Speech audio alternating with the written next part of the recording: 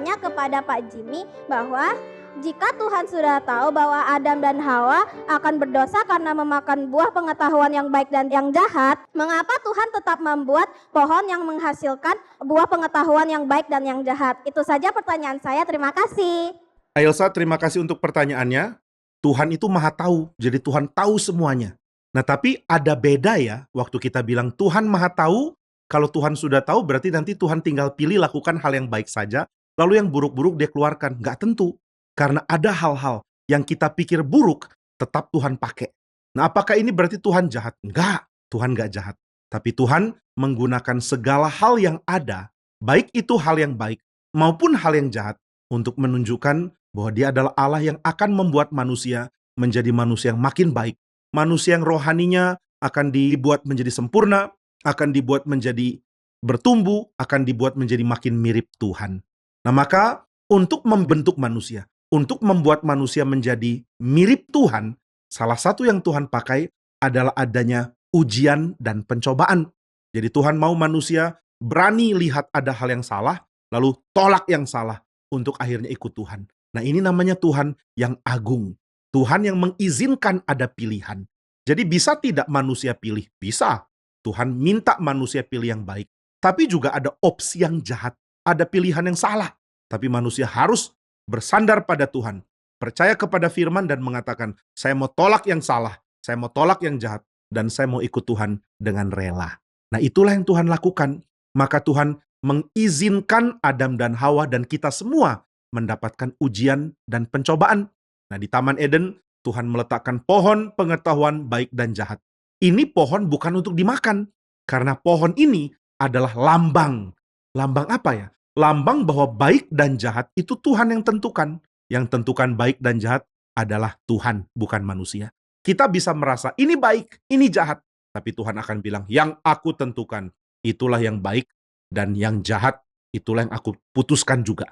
Misalnya, anak-anak kalau masih mau makan permen, mama bilang, gak boleh makan permen. Tapi anak-anak akan bilang, wah saya suka permen, bagi saya permen itu baik.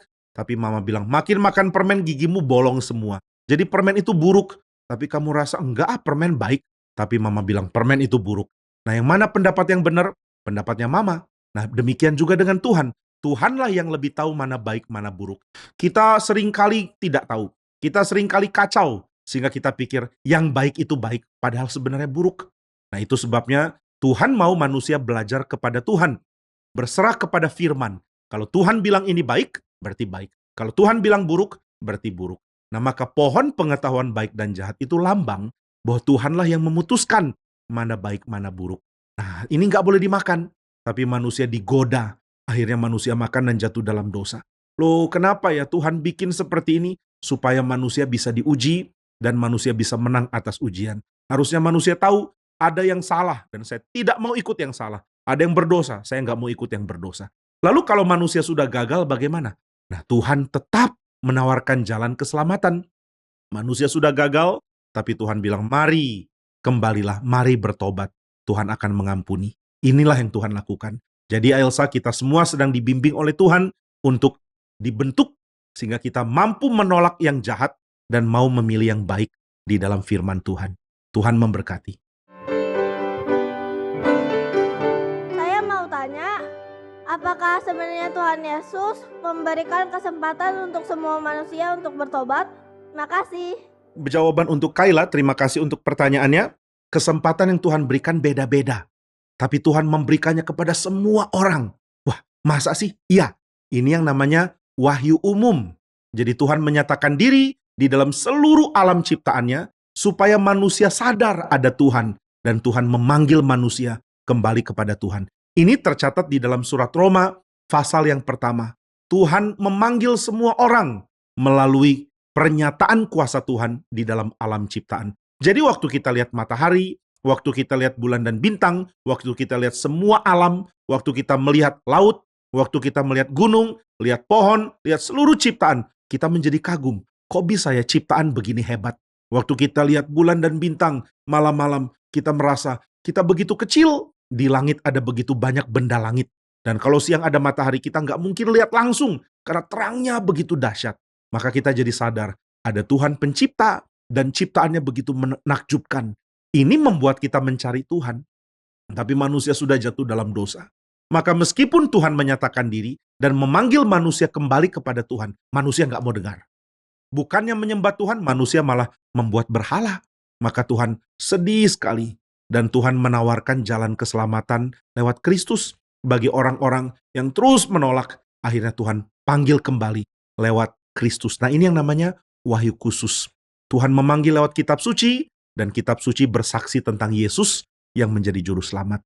Nah, ini membuat manusia yang tadinya sudah keras hati bisa kembali ke Tuhan. Apakah semua orang diberikan tawaran yang sama untuk mengenal Tuhan Yesus? Nggak semua diberikan kesempatan yang sama. Kalau kita dapat kesempatan kenal Tuhan Yesus, ini adalah anugerah khusus yang tidak Tuhan berikan ke semua. Wah, Tuhan kok nggak adil, nggak berikan ke semua? Salah, Tuhan itu adil. Kenapa? Karena harusnya orang jahat dan berdosa dihukum. Kita ini orang berdosa, tapi Tuhan meskipun harusnya menghukum dosa, Tuhan maunya mengampuni kita. Dan Tuhan mengatakan, aku menghukum dosa di dalam Kristus. Jika engkau percaya kepada Kristus, dosamu diampuni karena dia sudah menanggung dosamu. Nah, ini Tuhan tawarkan kepada kita. Apakah orang lain dapat tawaran yang sama? Belum tentu. Jadi kalau kita dapat lebih, kita dapat anugerah kenal Tuhan Yesus. Ini anugerah yang spesial sekali. Kita tidak layak dapat, tapi Tuhan rela memberikannya kepada kita. Nah, kiranya Tuhan memberkati dan memberikan kebenaran kepada kita semua. Saya ingin bertanya, apakah sebelum peristiwa air bah ada, hujan sudah ada di bumi? Terima kasih. Untuk menjawab pertanyaan dari Clifford, sangat mungkin sudah.